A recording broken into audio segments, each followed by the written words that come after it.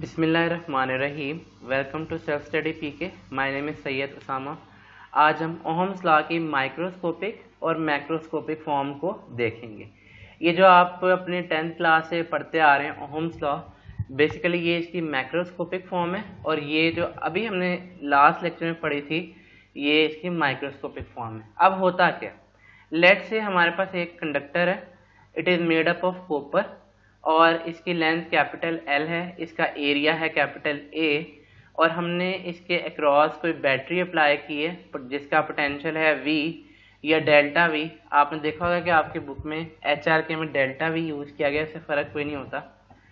आपने देखा था कि यहाँ पे इलेक्ट्रिक फील्ड सेटअप हो जाते थे जिसकी डायरेक्शन होती है high potential to low potential, और चार्ज डेंसिटी की वो डायरेक्शन क्योंकि पॉजिटिव चार्जेस की वजह से होती है जनरली, तो इसकी भी डायरेक्शन इलेक्ट्रिक फील्ड की डायरेक्शन में होती है।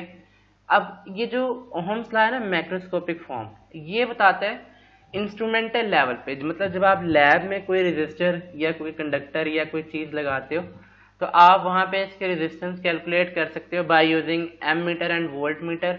यहाँ पे वोल्ट मीटर पैरेलल में लगाया जाता है, आपको इस बात का पता होगा, एम मीटर सीरीज में लगाया जाता है।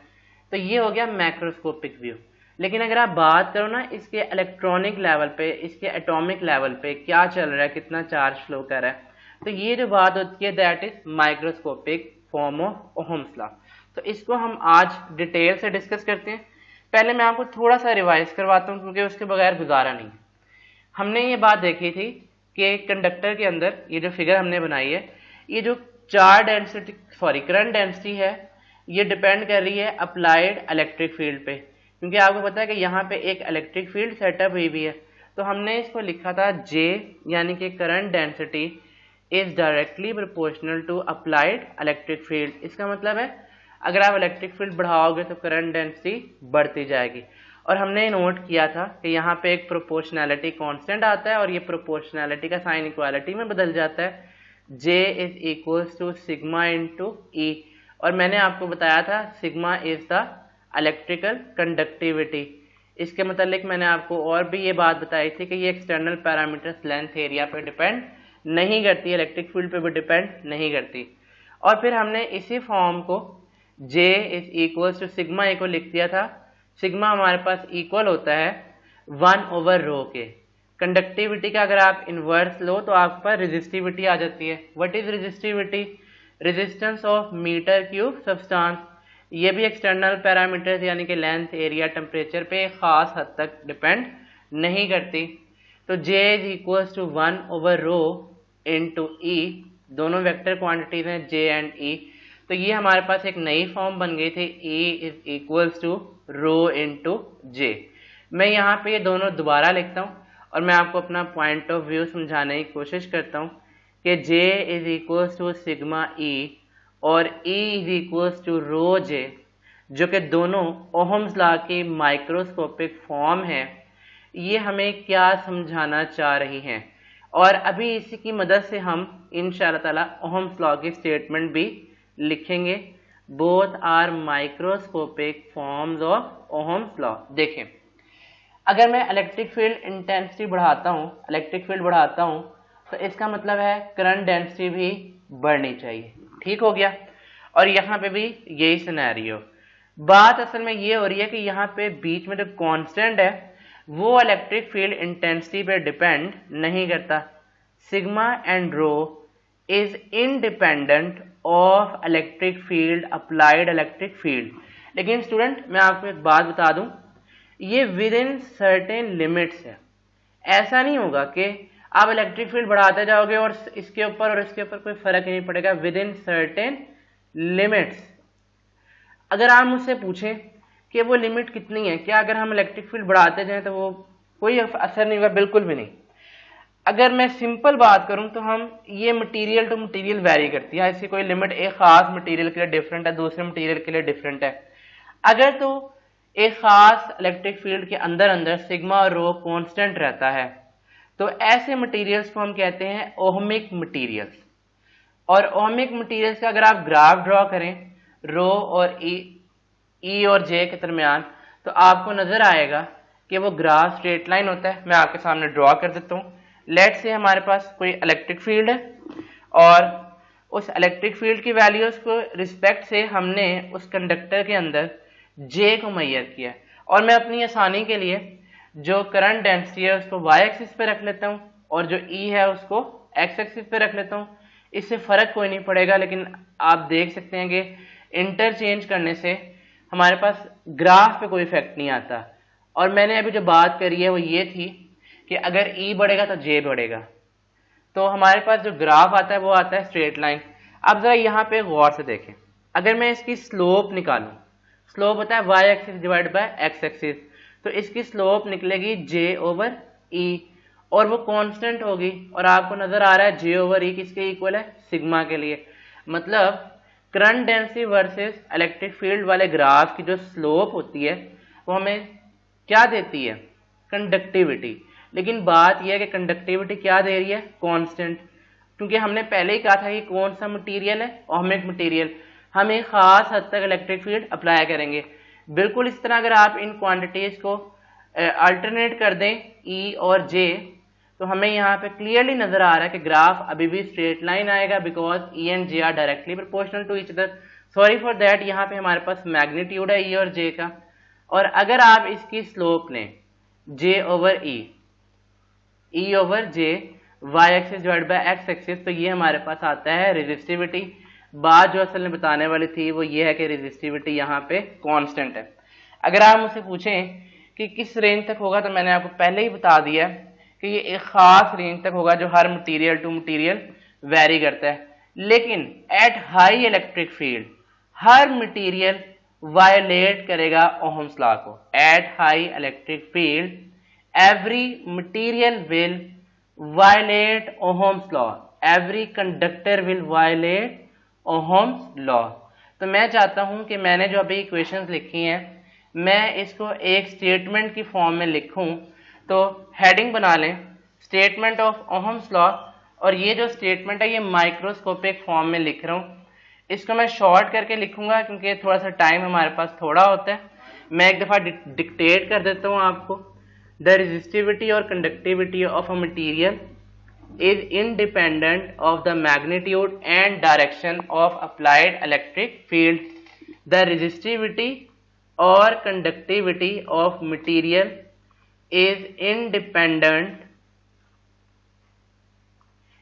independent of the magnitude and direction of the magnitude and direction of applied electric field, of the magnitude and direction of applied electric field, of applied electric field। I hope आपको ये बात समझ आई होगी। Students, अब हम बात करेंगे macroscopic form of ohm law की। लेकिन मैं आपको एक बात बताना चाहता हूँ, ऑब्वियस सी बात है कि ये आपने पहले भी बहुत पढ़ रखा है। तो macroscopic form of Ohm's law को पढ़ने से पहले हम यहाँ पे एक इक्वेशन डिराइव कर रहे हैं जो कि आपकी बुक का टॉपिक है बीएससी का। हम रिलेशन निकालना चाह रहे हैं रेजिस्टेंस में और रेजिस्टिविटी में। ये क्यों निकालना चाह रहे हैं, relation between resistance and resistivity में। मैं थोड़ी देर बाद रेजिस्टेंस का एक इक्वेशन लिखूंगा और आपको लगेगा कि रेजिस्टेंस उन दो फैक्टर्स पर डिपेंड कर रही है, जबकि वो नहीं कर रही होगी। तो इसलिए मैं आपको दिखाना चाहता हूँ कि रेजिस्टेंस किन फैक्टर्स के ऊपर डिपेंड करती है। स्टूडेंट्स, हमने अभी थोड़ी देर पहले पढ़ा है रो के बारे में, रेजिस्टिविटी। तो इसको हम लिख सकते हैं ई over J. E is the magnitude of applied electric field and J is the current density. और आपको ये बात भी पता है कि जो ई होता है वो इक्वल है potential divided by length of the conductor. E is equal to V over L. और आपको ये भी पता है कि जो करंट डेंसिटी है ये इक्वल होती है आई ओवर ए।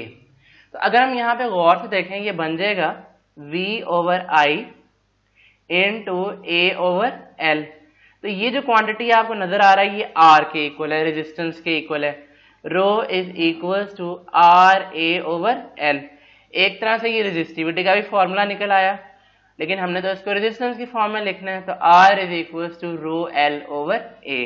ले जी, तो इसका मतलब है रेजिस्टेंस डिपेंड करती है रेजिस्टिविटी के ऊपर, लेंथ ऑफ द कंडक्टर और एरिया के ऊपर। इसके अलावा भी फैक्टर्स हैं जैसे टेम्परेचर, वो फिलहाल इस फॉर्मूले में नहीं है। तो अब हम लिखते हैं macroscopic form of Ohm's law. अब अगर आपको ये पॉइंट समझ आ जाएगा तो ये आपको ये बात भी समझ आ जाएगी कि ये हमने क्यों लिखी है। Macroscopic forms of Ohm's law, जब हम कंडक्टर के अक्रॉस पोटेंशियल अप्लाई करते हैं तो हमें बताया कि कंडक्टर के अक्रॉस करंट फ्लो करता है इन अ क्लोज सर्किट, और वो करंट डायरेक्टली प्रोपोर्शनल है पोटेंशियल के, और वो पोटेंशियल डायरेक्टली प्रोपोर्शनल है करंट के।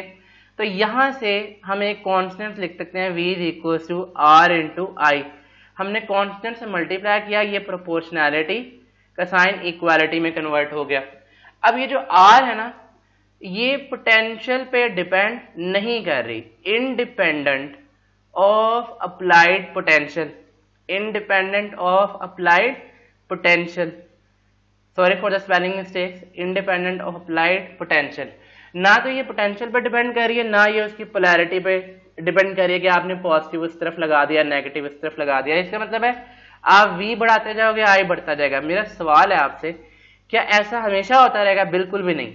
जिस तरह हमने पीछे बढ़ा था with in certain limit, with in certain limit या रेंज ऑफ अप्लाइड पोटेंशियल, तो बिल्कुल इस तरह अगर आप ग्राफ ड्रा करोगे V और I का, तो यहाँ पे V और I के ग्राफ की स्लोप यानी कि y axis divide bye x axis constant रहेगी हर पॉइंट पे, वो आपको कांस्टेंट रेजिस्टेंस देगी। इसका मतलब है ऐसे कंडक्टर जिनका स्ट्रेट लाइन ग्राफ आता है उनको हम कहते हैं ohmic conductor.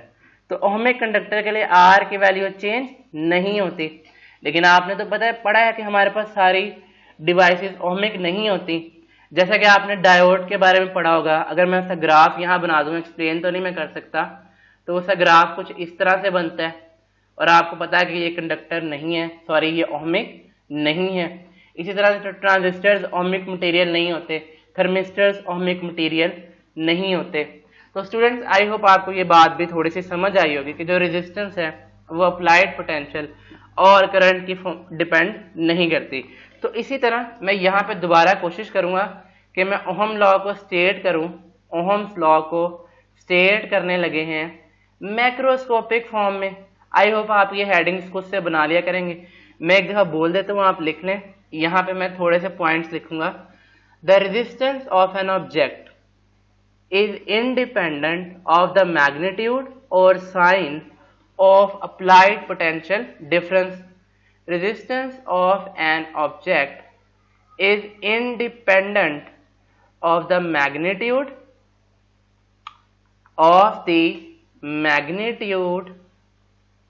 and sign of the magnitude and sign of the applied potential difference and sign of the applied potential difference. Students, हम एक दफ़ा यहाँ पे दोबारा से समराइज कर लेते हैं कि अभी अभी हमने इस लेक्चर में क्या पढ़ा है। हमने पढ़ा है माइक्रो लेवल पे ओहम्स लॉ को और हमने पढ़ा है मैक्रो लेवल पे ओहम्स लॉ को। आपने माइक्रो लेवल पे देखा था, हमारे पास फॉर्मूला था J is equals to sigma E। J is the current density, और हमने फिर इसकी एक और स्टेटमेंट लिखी थी E is equals to rho J। हमने देखा था कि रो और सिग्मा अप्लाइड इलेक्ट्रिक फील्ड के एक खास वैल्यू तक डिपेंड नहीं करती इलेक्ट्रिक फील्ड पर। और हमने देखा था कि ये जो लॉ है ये अप्लाई होता है एटॉमिक लेवल पे। एटॉमिक लेवल पे जब आप एटम्स के अंदर जाके एक एक पॉइंट पे जब आप करंट डेंसिटी निकाल रहे हो, ये हमारे पास तब अप्लाई होता है। मतलब आम बंदे इसको डेली लाइफ में यूज नहीं करते। तो डेली लाइफ में आप पूरे के पूरे कंडक्टर को स्टडी करते हो और उसको बोलते हैं macroscopic form of Ohm's law V is equal to IF। Student, एक आपको इंटरेस्टिंग बात बता दूं, ये जो हमने फॉर्मूला लिखा ना, इससे हम ओहम लॉ को स्टेट नहीं कर सकते। आपको नजर आ रहा है R is independent of magnitude of sine V। अगर हमारे पास नॉन ओहमिक मटीरियल भी होगा तो आप वहां से भी रेजिस्टेंस निकाल सकते हो इस फॉर्मूले को यूज करते हुए R is equal to V over I। तो ये लॉ क्या बता रहा है कि ये जो रेजिस्टेंस है ये अप्लाइड पोटेंशियल के ऊपर डिपेंड नहीं कर रही। और आपको पता है ऐसा सिर्फ ओहमिक मटेरियल्स के लिए होता है, with in certain limits of potential होता है। और ये लॉ आप मैक्रोस्कोपिक लेवल पे, मतलब लेबोरेटरी में जब आप कोई एक्सपेरिमेंट कर रहे होते हैं इलेक्ट्रिसिटी से रिलेटेड, तो ये वहां पे अप्लाई हो सकता है। Dear students, thank you very much for watching this lecture. I hope आपको लेक्चर पसंद आएगा। प्लीज़ कमेंट में हमें ज़रूर बताइएगा। चैनल को सब्सक्राइब करें, वीडियो को लाइक और शेयर करें और हमारी फाइनेंशियल हेल्प करें थ्रू इजी पैसा on this number 0320 044 2054। Thank you very much.